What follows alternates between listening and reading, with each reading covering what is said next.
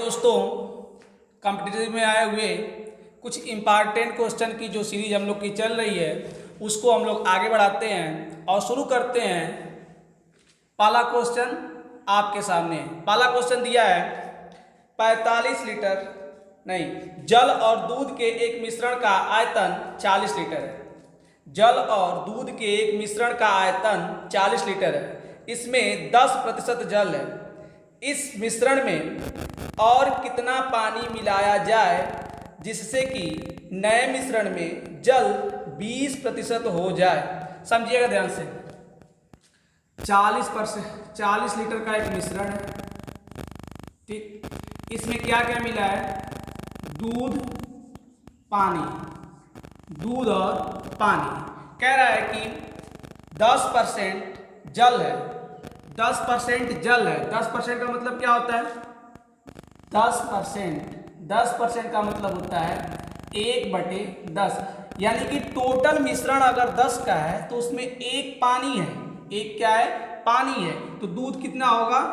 9 होगा। समझिएगा ध्यान से। 10% का मतलब 1/10। 10 टोटल मिश्रण है, उसमें से एक क्या है? पानी है। तो 9 क्या होगा? दूध। कह रहा है कि अब जो पानी का मतलब इसमें मात्रा है, पानी के मात्रा को कह रहा है कि 20% बनाना है। बताइए 20% का मतलब क्या होता है? 20% का मतलब होता है 1/5। 1/5 यानी टोटल अगर मिश्रण 5 का है तो उसमें से 1 लीटर क्या है? पानी है। तो 4 क्या होगा? दूध होगा। ध्यान समझिएगा, यही आपका दिया है। तो कह रहा है कि इसमें कितना मिलाया जाए पानी कि इसका जो अनुपात है ये 1:4 का हो जाए। तो समझिएगा हमने जो परिवर्तन किया है ये पानी में किया है, तो दूध का मान दोनों जगह क्या होना चाहिए? बराबर। यहाँ देखिए 9 है, यहाँ क्या है? 4 है। इसको हम बराबर करेंगे। तो बराबर करने के लिए इसमें 4 से गुणा करेंगे तो यहाँ पे भी 4 से गुणा होगा। यहाँ पे 9 से गुणा करेंगे तो यहाँ पे भी 9 से गुणा होगा। समझिएगा। देखिए अब दूध यहाँ पे दूध यहाँ दोनों आपस में बराबर हो गया। पानी यहाँ पे कितना हो गया? 4। यहाँ कितना हो गया? 9। यानी कि ये 4 से 9 हुआ है। 4 से 9 हुआ है। तो 4 से 9 हुआ है तो कितने रेशियो बढ़ा है? आप कहेंगे 5 रेशियो बढ़ा है। जब 5 रेशियो बढ़ा है तो 5 रेशियो का मान हमको चाहिए, लेकिन हम देख रहे हैं कि ये टोटल का दिया है। तो बताइए यहाँ पे 9 चौके 36 दूध है और 4 एकम 4 40। टोटल 40 रेशियो क्या है? दूध और पानी का मिश्रण है। और यही 40 किसके रेशियो के बराबर है? 40 लीटर के बराबर है। इसका मतलब ये हुआ कि एक कितने के बराबर होगा? 1 लीटर के। तो 5 कितने के बराबर होगा? तो आप कहेंगे 5 लीटर के। ठीक है, यानी इसमें कितना पानी मिलाना पड़ेगा? 5 लीटर पानी मिलाना पड़ेगा। आइए देखते हैं नेक्स्ट क्वेश्चन। अगला क्वेश्चन, 3 रुपए प्रति लीटर कीमत वाले शुद्ध दूध की किसी मात्रा में 4 लीटर पानी मिलाया जाता है। यदि वह बेईमान दूध वाला पहले के मूल्य पर उस मिश्रण को बेचकर 20% लाभ कमाता है तो ग्राहक कितनी मात्रा में शुद्ध दूध पाएगा? देखिए ये अपना रेट बढ़ा के लाभ नहीं कमा रहा है। जो उसके पास दूध है वो दूध में पानी को मिला के उसको क्या कर रहा है? लाभ कमा रहा है। कितने % का लाभ कमा रहा है? 20% का। 20% का। इसका मतलब क्या होता है? 20% का मतलब होता है 1/5। यानी 5 की चीज को वो 6 में बेचा। चाहे मात्रा मिलेगी तो 5 लीटर है, वो 6 लीटर बेच रहा है। तो प्योर उसके पास तो 5 लीटर है, लेकिन बेच कितना रहा है? 6 लीटर। प्योर उसके पास 5 लीटर है, लेकिन बेच कितना रहा है? 6 लीटर। कितना ज्यादा बेच रहा है? 1 रेशियो। और 1 रेशियो किसके कारण से है? जो पानी मिलाया है। पानी कितना मिलाया है? 4 लीटर मिलाया है। तो 1 रेशियो का मान कितना हो गया? 4 लीटर हो गया। तो बताइए पहले उसके पास कितना रहा होगा? 5 चौके 20। बाद में कितना हुआ? 24। देखिए इसमें 20 से 24 हुआ है, 4 लीटर में रहा है। पहले खरीद रहा है 20 और बेच रहा है 24, 4 लीटर पानी मिला के। तो पहले का पूछा है शुद्ध दूध, उसमें कितना रहा होगा? शुद्ध दूध 20 लीटर रहा होगा। ठीक, आइए देखते हैं अगला क्वेश्चन। अगला क्वेश्चन है, रेखा और रश्मि की वर्तमान आयु का अनुपात 7:4 है। अब से 3 साल बाद उनकी आयु का अनुपात 8:5 होगा। रश्मि की वर्तमान आयु बताइए। देखिए वर्तमान आयु का अनुपात कितना दिया है? 7:4। कह रहा है 3 साल बाद इनकी आयु का अनुपात कितना हो जाता है? 8:5। 8:5। कितना रेशियो बढ़ रहा है? 7 से 8 1, 4 से 5 1। तो 1 का मान कितने के बराबर है? 3 के। तो वर्तमान पूछ रहा है, किसका पूछ रहा है? रश्मि का। ये रेखा का था, ये रश्मि का है। तो 4 का मान पूछ रहा है, 1 रेशियो का मान 3 है, तो 4 रेशियो का मान कितना हो जाएगा? 4 3 12। रश्मि की वर्तमान आयु कितनी हो जाएगी? 12 वर्ष। ठीक, आइए देखते हैं अगला क्वेश्चन। आइए अगला सवाल देखते हैं। x और y की वर्तमान आयु का अनुपात 3:4 है। वर्तमान में 3:4 में किसका? x और y का। कब? वर्तमान में। ठीक, आप सवाल पढ़ चुके होंगे, हम जगह क्यों छोड़े यहाँ पे? क्योंकि पहले की बात कर रहा है, तो आपको मालूम है घटाया जाता है। घटाएंगे तो -5 यहाँ करेंगे, -5 यानी पहले का पूछ रहा है, 5 वर्ष पहले यानी घटाकर। कह रहा है 5 वर्ष पहले उनकी आयु कितनी थी? 5:7। ठीक, अब आप कहेंगे कि ये घट के यहाँ कहाँ हुआ है, ये किसके कारण हुआ है यहाँ पे? तो आप यहाँ पे देख रहे होंगे ये 3 है, ये 3 से 5 हुआ है, और ये यहाँ पे 4 से 7 हुआ है। कितने रेशियो का अंतर हुआ है? तो आप इसको देख सकते हैं, यहाँ पे 5 से 7 पहले था, अब कितना हो गया है? 3 और 4 हो गया है। कितना घटा है? आप कहेंगे 2 घटा है, यहाँ पे 3 घटा है, यहाँ पे 2 घटा है, यहाँ पे 3 घटा है। दोनों बराबर है। देखिए यहाँ पे 5 से 7 हुआ है और 3 से 4, तो यहाँ पे बराबर नहीं है। तो बराबर करने के लिए आप क्या करेंगे? देखिए इसका एक तरीका होता है, उसको सीख लीजिए। यहाँ पे कितने का अंतर है? 3 और 4 के बीच में 1 का। यहाँ पे कितने का अंतर है? 2 का। तो यहाँ के अंतर का इसमें गुणा करते हैं और यहाँ के अंतर का इसमें गुणा करते हैं। इन दोनों के बीच का अंतर 1 है, तो 1 का गुणा इन दोनों में करेंगे, और इन दोनों के बीच 2 का अंतर, 3 का गुणा इसमें करेंगे। तो इसको अलग से हम लिख देते हैं, यानी कि 5:7, ये -5 रहने दीजिए, ये कितना हो जाएगा? 6 और 8 हो जाएगा। ठीक है, 6 8। अब देखिए इनके बीच का ये 5 से 6 हो रहा है, 7 से 8, अंतर 1 रेशियो का है। तो 1 रेशियो का मान कितने के बराबर है? आप कहेंगे 5 के बराबर है। तो y का वर्तमान पूछा है, तो यही वर्तमान है, तो y का 1 का मान 5 है, तो 8 का मान कितना होगा? 8 5 40। ठीक है, समझिएगा फिर से इसको। यहाँ पे हम क्या किए हैं कि 5 3 है, अंतर 2 का है, यहाँ पे 3 का अंतर है, तो ये दोनों बराबर नहीं है, क्योंकि 5 साल का है, तो अंतर जोड़िए चाहे घटाइए, दोनों का बराबर हो, चाहे रेशियो में हो चाहे हकीकत में हो। तो इसके लिए हम पहले बराबर करेंगे। तो बराबर कैसे करते हैं? तो इसमें 3 और 4 है, इनके बीच का अंतर 1 है, इनके बीच का अंतर का गुणा इसमें कर देते हैं। तो इसमें गुणा करेंगे तो 5 7 होगा, कोई अंतर ही नहीं होगा। और इसमें 2 का अंतर है, तो 2 का गुणा इसमें करेंगे, 2 3 6 2 4 8। अब देखिए दोनों में 5 से 6, 7 से 8, 1 रेशियो किसके कारण से है? 5 के, तो 8 रेशियो किसके कारण से होगा? 40 से हो जाएगा। ठीक, तो y की वर्तमान आयु कितनी हो जाएगी? 40 वर्ष। ठीक है, आइए देखते हैं नेक्स्ट क्वेश्चन। अगला क्वेश्चन है, रवि, रोहन और राजेश अकेले एक कार्य को क्रमशः 10 दिन, 12 दिन और 15 दिन में करते हैं। रवि, रोहन और राजेश, रवि, रोहन और राजेश 10, 12 और 15 दिन में करते हैं। अकेले किसी काम को 10, 12 और 15 दिन में करते हैं। तीनों एक साथ मिलकर कितने दिन में करेंगे? ऐसा सवाल कर चुके हैं आप लोग। तुरंत इसको क्या करते हैं? एलसीएम लेते हैं, और एलसीएम क्या होता है? कुल काम होता है। एलसीएम कुल काम होता है, एलसीएम 60 हो जाएगा। अब जब हमको दिन मालूम है और काम मालूम है, तो हम क्षमता निकालेंगे। क्षमता क्या होगा? भाग देंगे, यानी 6, इसका भाग देंगे तो 5, और इसका भाग देंगे तो 4। ये क्या क्षमता कहाँ से आता है? क्षमता जो होता है 1 दिन का काम होता है। 10 दिन में अगर 60 काम कर रहा है, तो 1 दिन में कितना करेगा? 6। तो अब तीनों को मिला के करवाना है, तीनों को मिला देंगे, तो जोड़ दीजिए तीनों को, 6 5 11, 11 4 15। 1 दिन में 15 रेशियो के हिसाब से काम करेंगे। कितना काम करना है? 60 काम। तो 15 का 60 में भाग देंगे तो कितना आ जाएगा? 4, यानी 60 काम हमको 15 से करवाना है, तो एक कितने दिन लगेंगे? 4 दिन। तीनों मिलकर इस काम को कितने दिन में कर देंगे? 4 दिन में। ठीक, आइए देखते हैं अगला क्वेश्चन। अगला क्वेश्चन है, किसी कार्य को करने के लिए A और B द्वारा आवश्यक दिनों का अनुपात 3:5 है।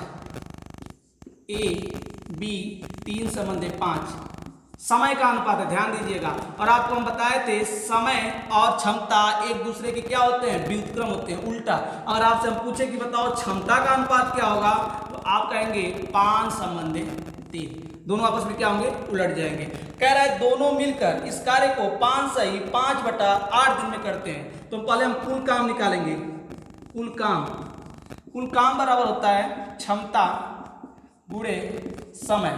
और ध्यान रखिएगा जिसका समय लेंगे क्षमता उसी का लेना होगा। कुल काम निकालने के लिए जिसका समय लेंगे क्षमता उसी का लेना होगा। तो 5 सही 5/8 जो आपका समय दिया ये दोनों को मिला कर दिया है, तो क्षमता भी दोनों को मिला कर देंगे, तो दोनों का मिलाएंगे तो 5 3 8, ठीक, गुणा कर लेंगे, गुणा करेंगे तो 8 गुणे 8 45 5 45/8 कट जाएगा, कितना बचा 45, यानी कुल काम कितना है 45।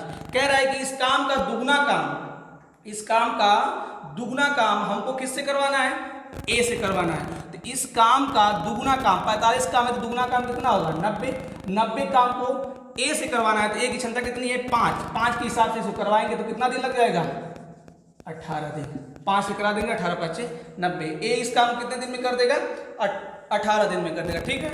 आइए देखते हैं अगला क्वेश्चन। अगला क्वेश्चन है P किसी काम के 1/3 भाग को 12 दिन में करता है। P 1/3 को 12 दिन में करता है। Q 1/4 को 10 दिन में करता है और R आधे भाग को यानी 1/2 को 19 दिन में करता है और यश 1/5 को 8 दिन में करता है। समझिएगा ध्यान से इसको, 1/3 काम को 12 दिन में करता है, तो पूरा काम करने में उसको कितना लगेगा 3 का गुणा कर दीजिए 12 3 36 दिन। 1/4 को 10 दिन लगता है, तो पूरा काम कितने में 40 दिन में। 1/2 को 19 दिन में, 1/2 को 19 तो पूरा काम 38 दिन में। 1/5 को 8 दिन में तो पूरा काम 40 दिन में। आप बताइए इसमें प्रश्न में पूछा है कौन तेज काम कर रहा है। P को 36 दिन लगा, Q को 40 दिन लगा, R को 38 दिन लगा और यश को 40 दिन लगा, ठीक। दो लोग को 40 दिन लगा, एक को 38 दिन, एक को 36 दिन। बताइए कौन तेज है। साफ साफ दिख रहा है जो 36 दिन में कर देगा वो तेज है, ठीक है। आइए अगला क्वेश्चन देखते हैं। अगला क्वेश्चन है किसी वर्ग और वृत्त का क्षेत्रफल एक समान है। अच्छा बताइएगा वर्ग का क्षेत्रफल क्या होता है और वृत्त का क्षेत्रफल क्या होता है।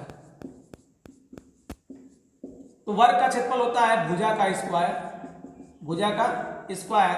अब वृत्त का क्षेत्रफल होता है पाई आर स्क्वायर, जहां आर क्या है वृत्त की त्रिज्या है, आर क्या है वृत्त की त्रिज्या है। तो इसमें हमसे कह रहा है कि इस दोनों आपस में समान है। अगर हम वर्ग की भुजा ए मान लें, वर्ग की भुजा ए मान लें तो ए का स्क्वायर पाई आर स्क्वायर के बराबर है। तो हमसे कह रहा है कि भुजा और त्रिज्या का अनुपात बताइए, यानी कि ए और आर का अनुपात बताइए। तो ए स्क्वायर बटे आर स्क्वायर बराबर क्या हो जाएगा पाई।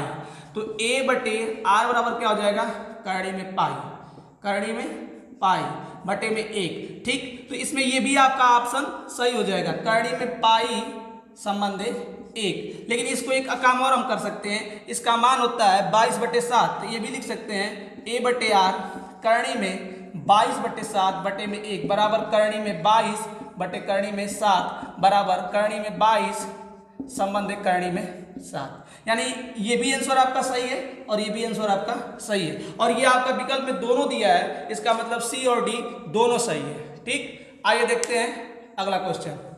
अगला क्वेश्चन है यदि एक आयत का परिमाप 34 सेंटीमीटर है और विकर्ण 13 सेंटीमीटर है, क्षेत्रफल बताइए। देखिए बहुत आसान है, जल्दी समझिएगा। कह रहा है कि आयत है, आयत का आपको मालूम है आयत का ये चौड़ाई है, ये चौड़ाई है, ये लंबाई है, ये लंबाई है। अगर आपसे हम कहें परिमाप क्या होता है, तो परिमाप किसी भी चीज का हो, सूत्र मालूम हो या ना मालूम हो, सभी भुजाओं को जोड़ दीजिए। तो देखिए जोड़ेंगे तो 2b और 2l आएगा, 2 कॉमन ले सकते हैं यानी 2l + b लिख सकते हैं, टोटल परिमाप है, ठीक।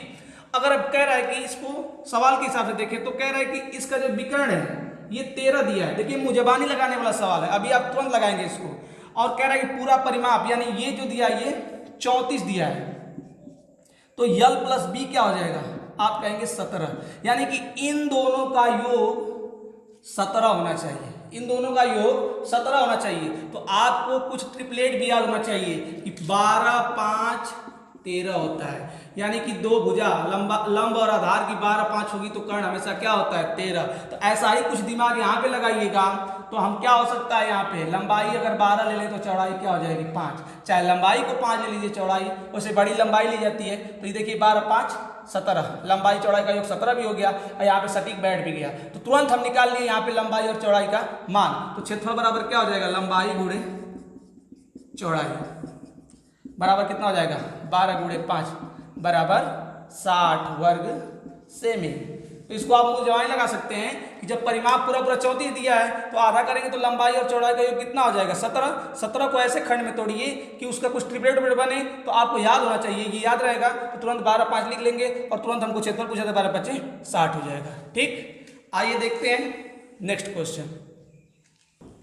अगला सवाल है, यदि किसी वृत्त की त्रिज्या 100% बढ़ा दी जाए तो उसका क्षेत्रफल कितना बढ़ेगा। देखिए इसको आप लोग को इसके बारे में थोड़ा बताए भी थे कि अगर त्रिज्या मान लीजिए r है, इसको 10% बढ़ाएंगे तो कहेंगे कि बताओ इसका परिमाप कितना बढ़ेगा वृत्त का, तो आप कहेंगे कि इन दोनों में कोई अंतर नहीं होता है, 2πr होता है परिमाप, 2π कांस्टेंट रहेगा तो ये भी 10% बढ़ेगा। लेकिन अगर कहते कि त्रिज्या 10% बढ़ रही है, क्षेत्रफल की बात करते तो हम कहते हैं सक्सेसिव लगाने के लिए, यानी 2 बार। क्यों 2 बार लगता है, ध्यान दीजिएगा, क्षेत्रफल बराबर होता है पाई आर स्क्वायर, यानी 2 ठो आर है तो 2 बार आर बढ़ेगा, 2 बार आर बढ़ेगा, 10 से 11 10 से 11 2 बार करेंगे तो अब क्षेत्रफल आता है। ठीक, चाहे सक्सेसिव वाला सकते, इसमें सूत्र बताया तो इससे लगा सकते हैं x प्लस y बटे में 100, इससे भी लगा सकते हैं क्षेत्रफल के लिए। ठीक, तो इसमें कह रहा है कि त्रिज्या को 100% बढ़ाया गया तो सूत्र से ही लगा दीजिए, त्रिज्या को 100% बढ़ाया क्षेत्रफल कितना बढ़ेगा 100 प्लस 100 गुणे 100 बटे में 100, 100 से 100 कटेगा 100 200 300, 300% हो जाएगा। क्षेत्रफल कितना वृद्धि हो जाएगी 300% हो जाएगी। लेकिन अगर इसी सवाल में आपसे पूछते कि बताओ परिमाप कितना बढ़ेगा, परिमाप कितना बढ़ता 100%, परिमाप कितना बढ़ता 100%। तो इस प्रकार से ऐसे सवालों को आप लगा सकते हैं। ठीक, आज के लिए बस हम लोग रखते हैं इतना ही, मिलेंगे नेक्स्ट वीडियो में नेक्स्ट क्वेश्चन के साथ, तब तक के लिए जय हिंद।